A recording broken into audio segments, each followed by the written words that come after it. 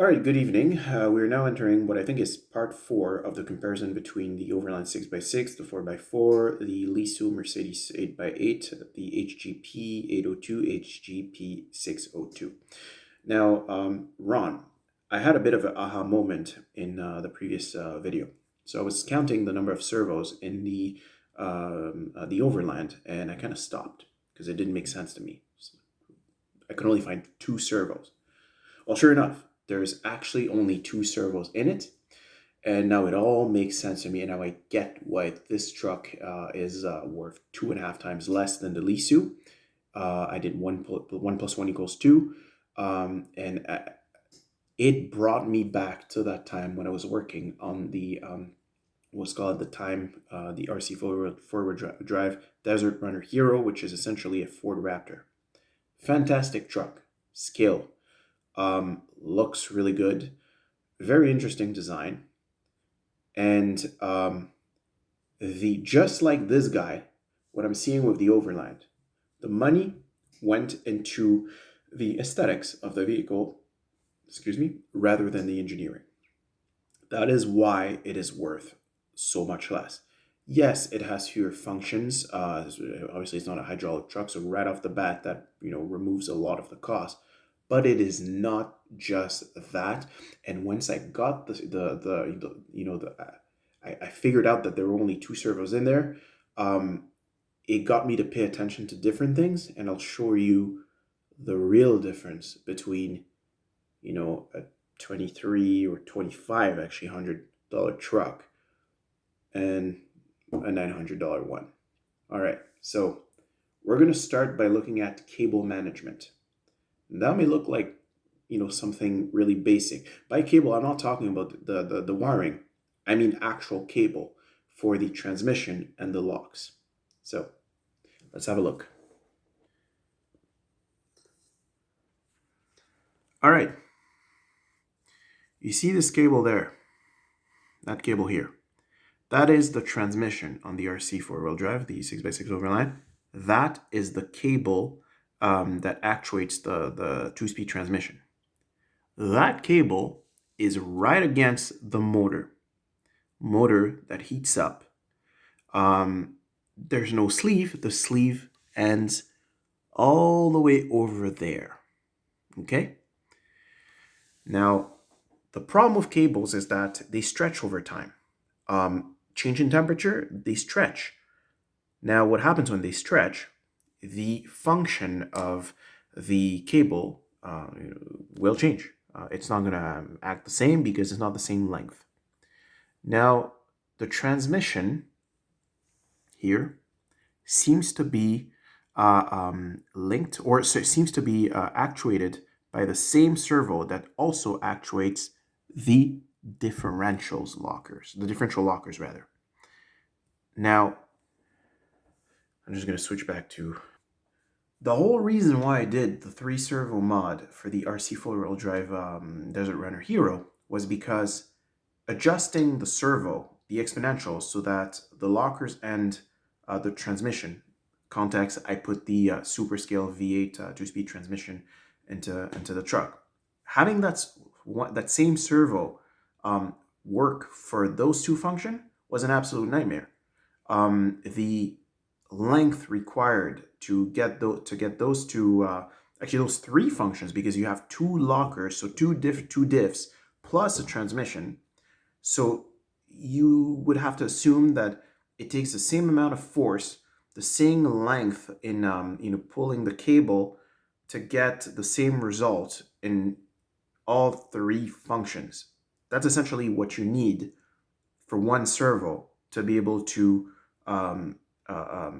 be efficient in those 3 functions. That's virtually impossible because that's just not the case. It just doesn't work that way. The transmission requires a certain amount of pull, locks the same, blah blah blah. So I added a 3rd servo, and I'm working on now a third servo to make sure that it's independent from the lockers, are different or separated from the transmission. And it's the same issue with this guy, where you see a cable that's rubbing on a motor, which will heat up, stretch the servo, potentially have an impact on the function of the differentials, because now they all work together. There's rubbing on the cable itself. That got me to look at everything else, and I'm going to show you right now the difference between those two trucks. So remember I said that there was a lot of metal, or there's a lot more metal in the Lesu, and it's a much better built truck. We're going to just look at the cables now, but I'll show you something else after. So look at the cable. Let's try to here. All right. That's the cable for the locker in the rear differential. There's only one point of attachment, only one here. And then right after that, it pulls on the lever that you see there. It's always the same thing with JD models. That's how they roll. There's just one attachment point. And then you got your cable that's like flopping around everywhere. So the tension is really kind of uneven, essentially. So something else that you'll notice, the links. The links here are adjustable. That seems like a nice thing until you realize that those links are just your run-of-the-mill links. You know, if I turn this turns. Oh, I can actually like turn it around, a couple times over. Well, what does that do? Overall, you have a machine that is not necessarily super well, like the fit and finish is not super good. It'll jitter, it'll move, it'll kind of shake itself, not apart, but it'll shake itself partially apart, I guess, quicker. If you take a look at, oh, and one more thing, that's plastic. These guys, the batteries. On the Lesu, that's metal. That's metal. Everything is metal.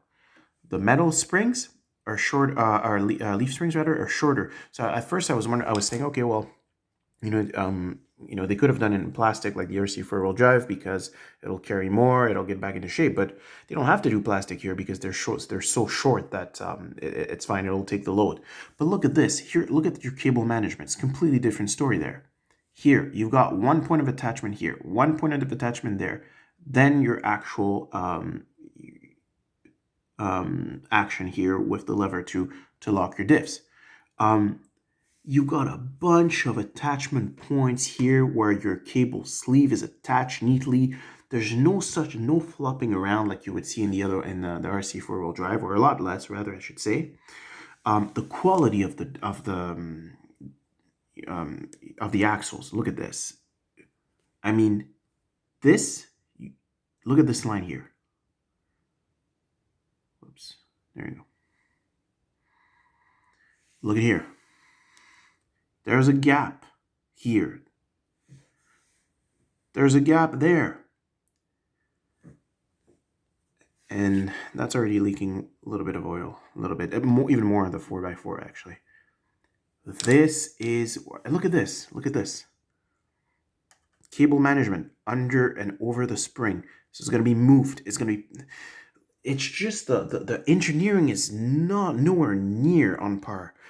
It's on a different scale. The Lesu is far superior in terms of how it's done. It's got 4 servos. So there's one here. That's the steering. There's one, you can't really see it, but over there for the transmission. I believe that servo is too weak. Personally, I think it should have been a stronger servo. There's another one here, a small servo there for the transfer case, and there's another one at the back there. So it's white servo there.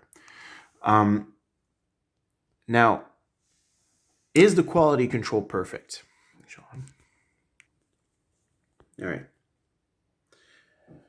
Okay, there's 2 aspects of that, of quality between those 2 trucks. There's complexity and there's quality, and there's 2 aspects for the quality. Complexity, yes, one truck has many more functions than the other one, so it commands a higher price. That's just how it is. It's completely normal. The quality of the Overland, when I got it out of the box, I I was not missing any screws. I know I've heard horror stories of screws falling off of JD models before. I agree with a lot of people that this guy there has been the quality control has been a lot tighter than in RC4 drive products from the past, or JD models products, more than RC4 drive, different. But the money was put into a very nice interior, very nice aesthetics, but always, and that always seems to be the case with JD models, the engineering isn't done to be able to maintain the truck easily. It's not done very smartly, to be very honest. So basically, you got a product that is so semi-poorly engineered. I mean, it's okay given the price, but it's decent, I will say. Comes, with no obvious flaws out of the box, which is good. But the engineering is flawed, and you're going to get issues down the road with that. When you're going to be trying to adjust your diffs, your transmission, it's gonna be a bit of a problem. On the other hand, the Lesu, when I got it, I was very disappointed because I had it painted by the guys from Toucan Hobby, which, by the way, I do recommend, and I'll tell you why in a sec.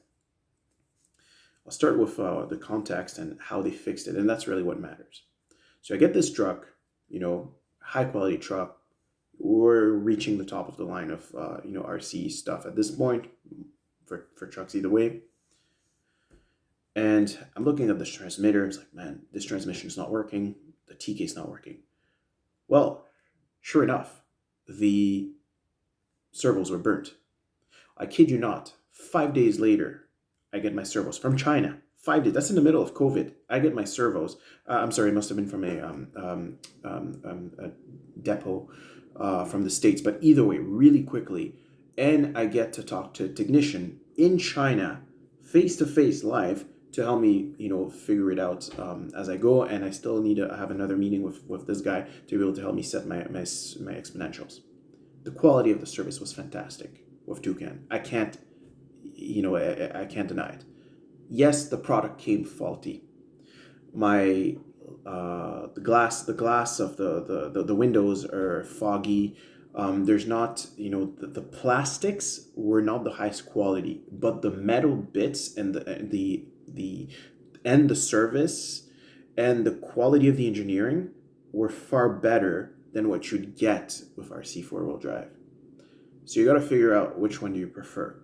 I'm not quite sure how to answer this one, but I'll say this: I have a Lesu. I don't have the Armageddon 8x8.